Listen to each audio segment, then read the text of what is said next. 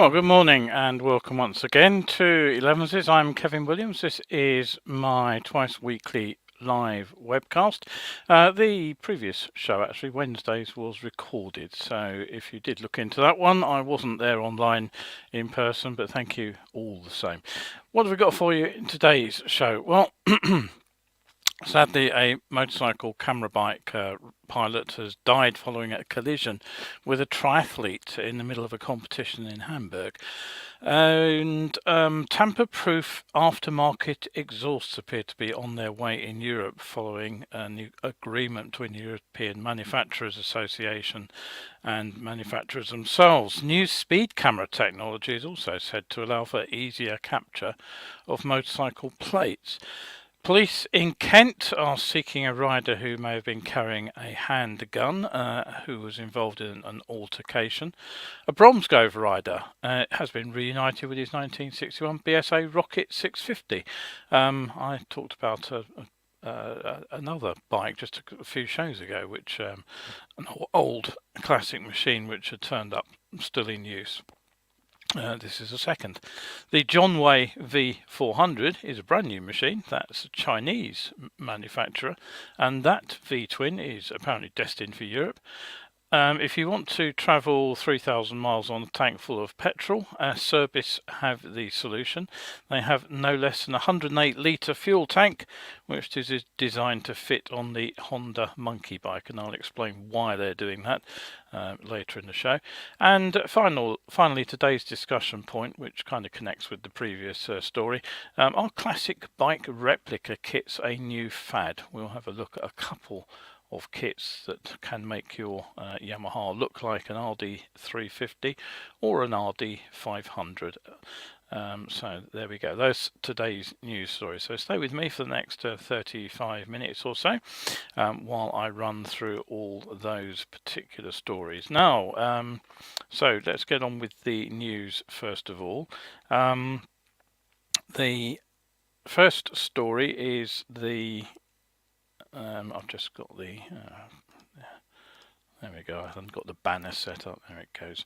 Yeah, the first story is quite a sad one, actually. A 70-year-old motorcyclist who was actually piloting a camera bike has actually died following a head-on collision with a competitor. Now, this occurred during a cycling event, part of the Ironman European Championship, a triathlon being held in Hamburg. Now, the triathlete, who was 26 years old, he was thrown from his bike by the impact and into the path of fellow competitors. The video footage I saw did seem to suggest that everybody managed to avoid him, but he was rushed to hospital and described as seriously injured. The rider was carrying a 50-year-old official race photographer who was also taken to hospital but has since been released. The race itself, the triathlon, consisted of a 26.2 mile run, a 3.8 kilometre swim, and a 180 kilometre bike ride. That was the specification I gather for the Ironman events. And the incident happened actually on live TV. Now, in the immediate aftermath of the crash, the race continued, albeit with the triathletes being forced to take a diversion as police closed off the crash scene. Organisers decided not to halt the race, but coverage was interrupted as a mark of respect after the fatal crash. Now, some people, having viewed the footage, have asked why the motorcycle was overtaking other motorcycles that were riding in the same direction as the competitors, but frankly that's the bike's job. The aim is to get the photographers up ahead of the race so they can then get off and take photos. What's less clear is why the athlete was riding in the reverse direction when the crash occurred. Now, these events usually take place on closed roads and they're usually one way for the duration of the event. When a road is used two-way, what normally happens is they put barriers down the middle between the two lanes of competitors for the very obvious reason preventing collisions between competitors themselves going in opposite directions. If you watch the Tour de France, you'll see that there are the final stage in Paris, for example, there are parts of the road where there are barriers down the middle and there are competitors going both directions, but they are physically separated. So I don't understand, and there's been no explanation yet as to why the competitor would have been going the other way to the rest of the cyclists and the escort motorcycles. So, very sad story there. Paul's looked in. Good morning, Paul. Nice to see you.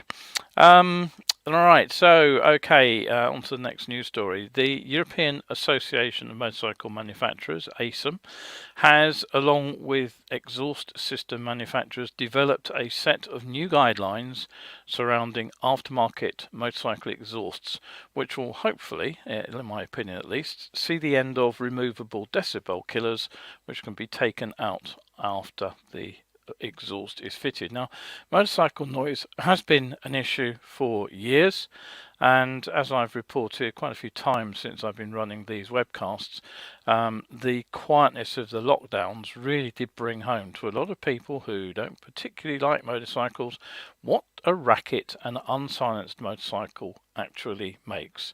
And the result is, of course, that many non-bikers genuinely seem to believe that bikes leave the factory that way, leading to calls for increased silencing on motorcycles. And the fact is, of course, that a new machine has to comply with fairly strict noise limits out of the factory. But because of the concerns about motorcycle noise, residents' complaints, I mentioned that there was a whole group of residents' associations met up to discuss the problem in Belgium just a few weeks ago. Austria now has outright bans on the use of motorcycles on scenic roads during the summer. There are some roads in Germany where motorcycles are banned after the working hours, for example, and this is only going to increase. But unfortunately, there are many motorcyclists who still believe that removing legal exhaust systems to make illegal levels of noise has benefits. Some say the noise adds character. Well, I mean, you can take that or leave it, basically. Some believe that the liberated systems add power. Well, they rarely add very much, even when the engine is actually retuned to take advantage. Others think that reducing the weight by removing the heavy original equipment silencer will aid handling. But, of course, when you do this, it's almost always at the expense of removing the catalytic converter, with the impact on the environment that has. And finally, of course, there's the loud pipes save lives myth, which there are still far too many riders who believe. Now, right now, road legal replacement silencers often come with these removable baffles, the decibel killers, or they have a silencing element that can actually be removed by grinding away a couple of spot welds and then just pulling it out with a pair of pliers, basically. Now, the paperwork will say that the system is only legal if it's not been tampered with. But of course, the reality is that these manufacturers are getting around the regulations, knowing full well that most buyers will actually remove the road legal silencing element as soon as the system's anywhere near their bike. Now, the new guidelines stipulate that the silencing element must be fixed to the exhaust so that it is not removable, and the act of removing it would destroy the exhaust can. Now, somewhat surprisingly perhaps, some mainstream manufacturers are already on board with the guidelines, and four of the better known names are Akrapovic, Arrow, Gianelli, Lanfranconi and Leo Vinci. They are all among the stakeholders who have apparently signed up for this new proposal. Now, ASAM are now working towards securing approval from the official certification authorities in Europe, and in ASAM's official press release on this, Antonio Paolo, the organisers, the Secretary General, he said, "This initiative, bringing together the expertise of recognised players in the motorcycle industry, tackles one of the main causes of motorcycle noise in the street. Homologated silencers with baffles that are too easily removable are still present on the market today, which can lead to unacceptable noise levels on the road. Now, whether the manufacturers who openly sell non-homologated race exhausts, even for machines that are unlikely to ever appear on the racetrack. There is certainly one brand in the UK which advertises regularly that their exhausts are non-homologated, but they're for all sorts of bikes like CB500 X, for example. Whether they'll sign up is anybody's guess. And of course, no regulation will prevent riders from fitting those illegal exhausts if they remain on sale, and nothing will prevent the Hacksaw and Hammer Brigade from basically modding an exhaust by sawing it in half, cutting the baffles out and putting it all back together with a welding kit. The only thing that will stop that is roadside noise checks and increased levels of prosecution. Who have we got else has appeared? Terry and Sue are both here. Terry says the opposite side of the noise discussion are EVs, which are arguably described as silent killers. There are already calls for EVs to make a minimum amount of noise. Yes, that's been in the works for a long time, ever since I saw the first electric vehicles on the streets. Renault, I believe, have a system which allows the vehicle to make a noise if you want it to.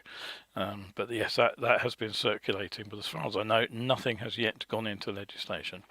Right, okay, so Kent Police are searching 2 people on the motorbike after being called to an argument after one took an item from a handbag or a bag that witnesses thought might have been a handgun. Now, the incident happened on Wednesday, May 24th, around 7 p.m.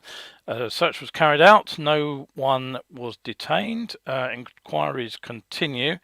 Detective Inspector Peter Smith said that the police are now able to release a CCTV image of 2 people officers would like to speak to. He says, unfortunately, their faces cannot be seen, but we want to hear from anybody who might recognise their clothing or the bike they are riding. Frankly, that's going to be a bit of a challenge. What's happened here? Let me just get that up again. I don't know why that didn't work. That's the banner that came up. So here we go. Let's try and get the next photo up. It's been recalcitrant. Come on. There are days when things just don't want to work. And today appears to be one of them. Oh yes, there we go. We've got it at last. All right, that is the CCTV photo that Kent Police have released. So recognising anybody from that is going to be a bit of a tough ask. The only thing I can tell DI Smith is that it is not a motorbike, it is a scooter. So yeah, fairly hopeless CCTV image there. Right, now what was I been doing? Well, on Monday I was in Bromsgrove, meeting up with the Bromsgrove Motorcycle Club to deliver the Science of Seeing. I'm in real trouble with my words today. Science of Being Seen presentation. We met at their club room, which is at a social club in the village or small town of Wychbold, which is a couple of miles outside Bromsgrove. So here is the scene from the clubhouse. We had a pretty good audience there, around 55 the organiser counted. Now, as their total club membership is 65 or so, a few guests were along for the talk apparently. That is a pretty good turnout from the club, so very grateful for all those people who made an effort to come along on the day. I'm really struggling with the photos today. So feedback was excellent. I got a call from the organiser yesterday morning to thank me for making my way up there. Now, of course, not everybody at these presentations can always be persuaded that drivers do look for bikes and almost always see them.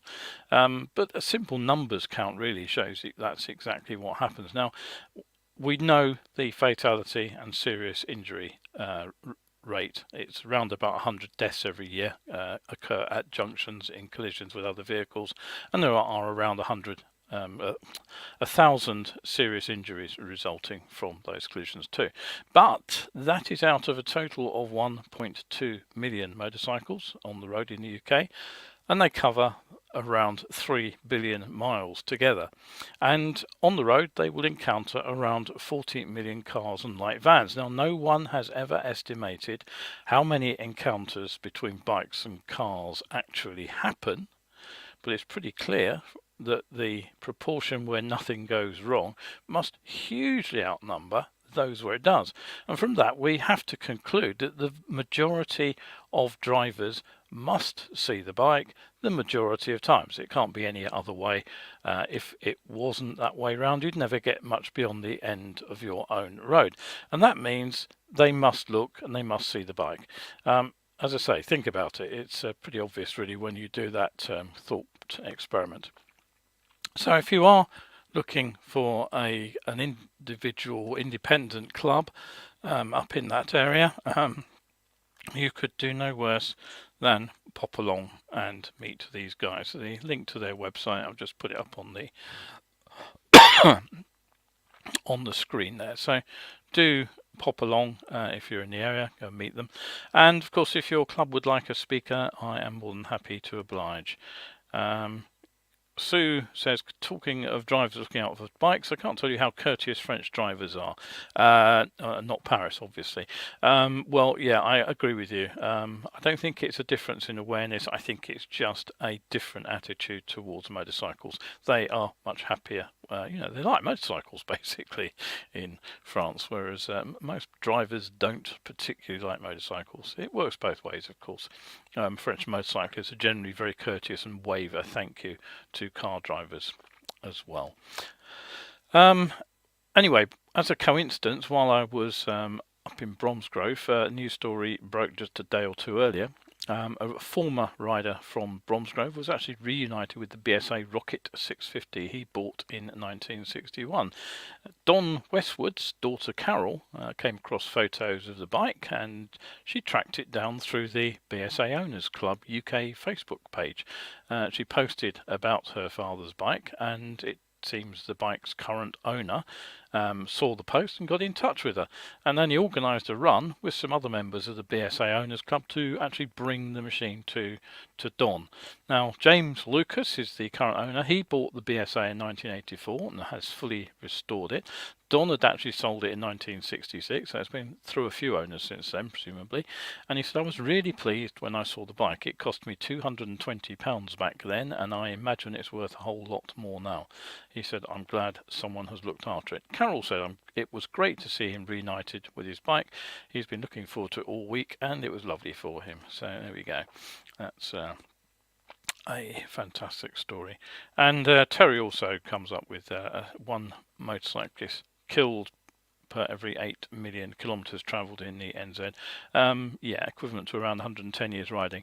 And yes, that was really the point I made in my 60-second science videos when I was talking about the risks of riding motorcycles. You can find those on my YouTube channel if you go and have a look. And I was talking about micromorts, M-O-R-T-S, micromorts, micromortality. So, right, okay. So if you miss these shows, don't forget they go out on Wednesdays and Sundays at 11 AM, almost always live, occasionally recorded, and very, very rarely I miss a show altogether. You can catch them on Facebook, but the easiest way to get to see an episode you missed is to head over to my YouTube channel, Survival Schools UK. Don't forget the all-important UK on the end there, where they are listed in their own little playlist. Right, so on to some bikes then. What have we got for you today? Well, the first story concerns yet another Chinese manufacturer that's planning to bring their machines to Europe, and this time it's a company called Jonway who are bringing in their 400cc cruiser. Now, that's the machine in question.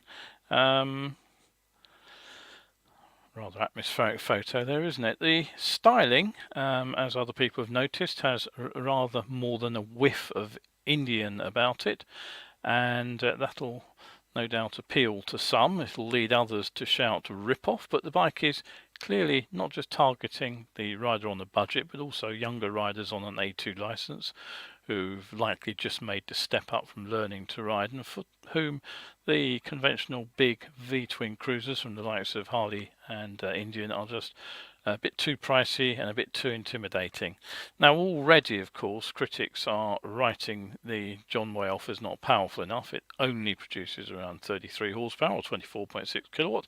But remember, it's not so long ago that the lightweight or middleweight cruiser market was dominated by Yamaha's 535 Virago. Now that bike was on sale for many years. It was actually made between 1988 and 2004, and it sold by the shed load. And that bike only made 41 horsepower or 31 kilowatts, so not that much more expensive, and people were very happy to ride those all over the country. Now, like a lot of Chinese manufacturers, Jonway Automobile, the automotive division of the Jonway Group, didn't get off to a good start when it was created in 2005, because their first product launched on the market was an unlicensed clone of the second generation Toyota RAV4. Now, some of their motorcycle range it extends upwards from 250 V-twin to an 800cc V-twin, has been available in Europe for some years, but until now they've only brought in small commuter scooters. So the Jonway is a significant leap forward for the company. The motor is water cooled, it's fuel injected, it drives the bike via a 6-speed transmission, and rather unusually, you can't see it from this side, but it's belt driven to the rear wheel. The wheels themselves are 16 inch, you get a 120/90 front and a 150/80 rear. Wet weight is a very manageable 180 kilograms or 396 pounds, which should appeal to smaller or possibly older riders. Now chassis wise, the 400 twin is pretty basic. The upside down forks don't appear to have any known brand behind them and are non-adjustable, and the same applies to the preload only rear shocks. Now the single front and rear discs are equipped with dual channel ABS, as that's a legal requirement. The speedo itself is suitably minimalist and it's analog, but the machine does get full LED lights. Now in the French market, the bike has been launched in 4 colours: orange, red, green and black, and it retails there for €5,990. Now that's £5,149 at the current exchange rate, and frankly, for an unknown brand touting an unknown bike, I think that's far too much. The Honda 500 Rebel, which is a well-proven design, is only £1,000 more at $6,299, and that puts out 34 kilowatts or 46 horsepower, so it's bang on the limit for an A2 license, and that's not a big heavy bike either. The only thing that might swing riders away from the Honda is that it comes with a parallel twin engine. There's nothing wrong with it, but there's nothing that quite beats a V-twin in a custom. So that is the engine in the Jonway. Right, okay, so oddly enough, I happen to feature the new colour schemes for Honda's 2023 Grom in the previous show, a bike which has spawned a range of offshoots, including the Honda Monkey bike. Now, if you don't want to put down cash on the latest mods, there is a way, of course, to update your new machine, and that's to make it look unique by adding something a bit unusual to the bike itself. Well, you can't get much more unusual than this body kit from Acerbis, and there it is. What is it? Well, basically the whole bodywork is a petrol tank. It's 108 litres of capacity wrapped around the tiny bike there. That's 23 3/4 gallons of fuel, UK gallons. It's said to be enough to ride from northern Italy to Nordkap. That's a journey of 2,300 miles, and get some distance back again before needing to refuel. Now, why would you want to? Well, that's a pretty good question, and there is an answer, of course. The Italian manufacturer of these sort of plastic add-ons to motorcycles, they are celebrating 50 years of productions of handguards, headlights, and naturally plastic fuel tanks for bikes, and they want to do it by setting a Guinness World Record. So they plan to ride the bike from Italy to Norway and then get as far back as they can without needing a top-up. Now, the project, which is known as AC50, no idea why, has been in the works for 2 years, since, not entirely shockingly, it turns out that designing a 108 litre fuel tank has caused the bike some handling issues, not least because it presumably almost doubles the bike's weight. I suspect they probably had to upgrade the suspension too. Be interesting to see if they've done anything to the brakes and the tyres. Anyway, the plan is that 3 riders will take on the machine. They'll ride it at about 40 miles per hour, where it's nice and economical, and they'll start from Acerbis' HQ, which is in Albino, northern Italy. That they'll leave on June the 10th, and they'll head through Austria, Germany and Denmark, and then they'll cross into Sweden, and then up through Finland, and finally Norway, where it's hoped they will reach Nordkap, the most northerly point of Europe, accessible by powered wheeled vehicle, without refueling. They estimate they should have plenty of fuel left, and they will turn around and see how far back they can come before they need to fill up. So if you are the kind of rider who hates filling up, then Acerbis have said that their 108 litre tank will be commercially available for the Honda monkey bike. Now, whether anybody would ever fill it up and ride 3,000 miles before the petrol goes stale on the Honda monkey, I have absolutely no idea. But if you want to follow the AC50 journey live, you can find it on the Acerbis website and on their social media channels. Right, okay, and that brings me to today's discussion point.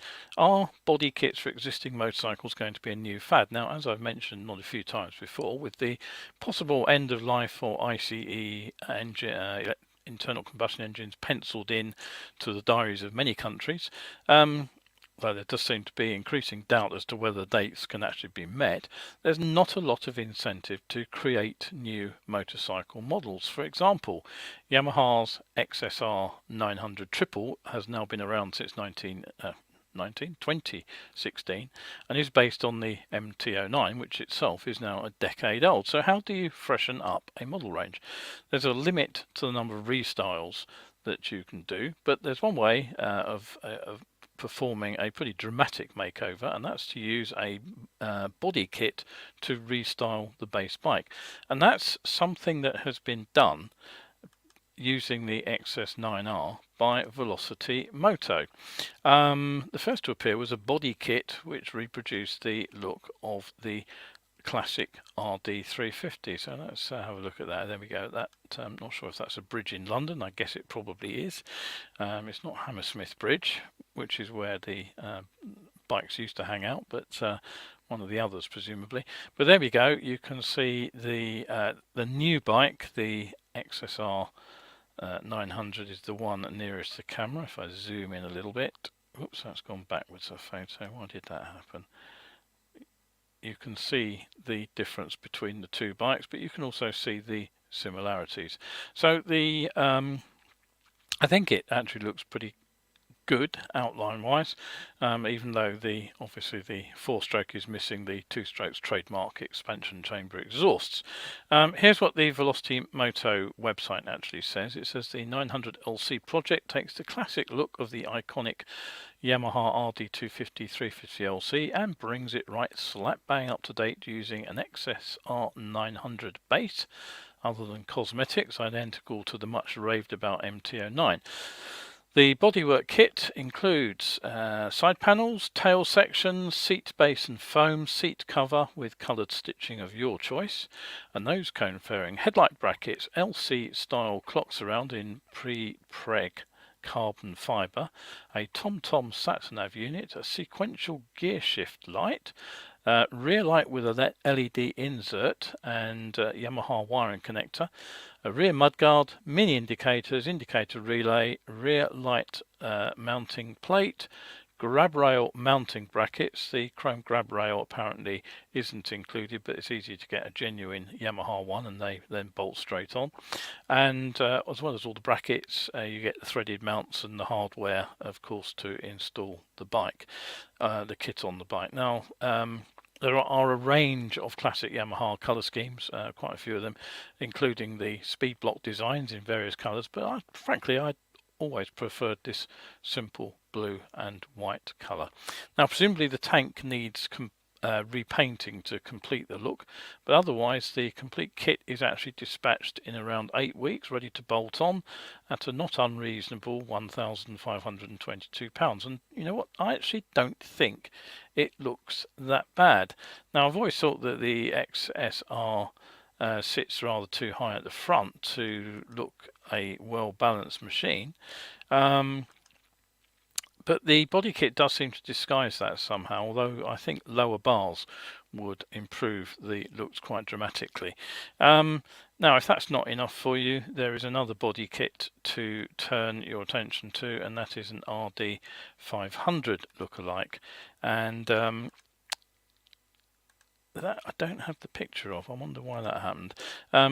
Anyway, you can find those online. I suspect the reason was all the photos are obviously copyrighted. So anyway, you can turn your XSR into an RD 500 if you want to. That was unveiled at the Bike Shed show at Tobacco Dock in London. Where else? And a few days back. And the kit uses the standard seat pad, but you get a new base for it and a single seat cover. The side panels for the full fairing for the RD 500 look, they attach to new brackets, and the original tail moulding, which would have been on the RD 500, would have had a pair of exhausts poking through it, but the kit basically uses those to incorporate the tail lights. Now it's around £1,700 for the RD 500 kit, and again the only duff element in my opinion is that they've kept the standard round headlight, and although they've attempted to disguise it with some trim, it does look a bit odd as it pokes out the oblong hole in the fairing, and again the entire bike sits a little too high at the front. Maybe some tweaking with the suspension might help, but that would probably upset the handling.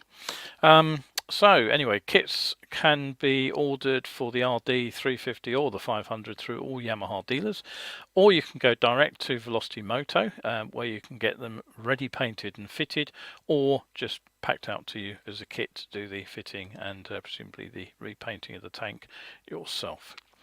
So that is the end of today's show. Kevin's looked in, he says he's recovering from yesterday's hernia op. Hope that's going well, Kevin. I hope you're out soon.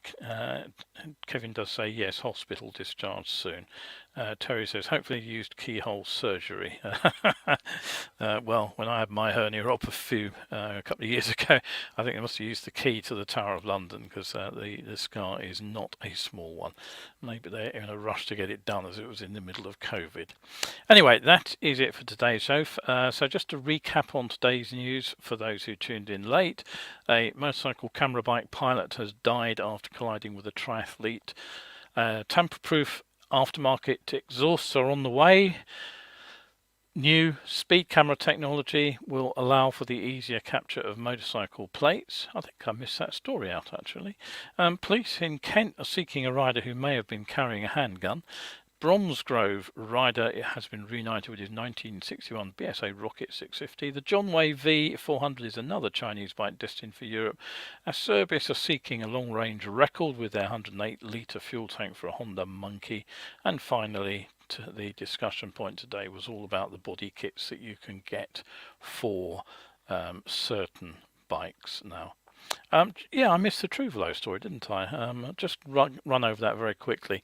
They, as you probably know, manufacture speed cameras, and they have claimed that they have solved the motorcycle speed enforcement challenge with a new system which they call ANPR, automatic number plate recognition light, which utilises Truvelo's mobile docker. Now this is a unit which apparently can be hardwired into a vehicle or used from a desktop.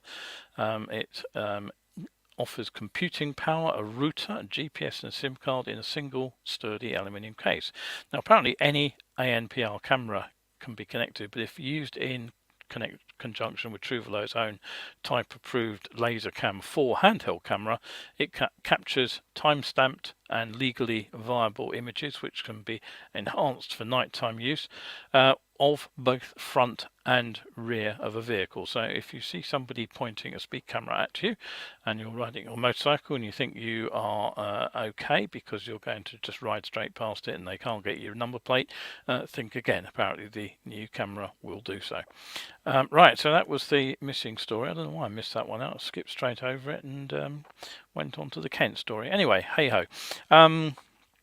Right, so that's it. Thanks again for looking in. Always appreciate how many people turn out for these shows, either on time or on catch up.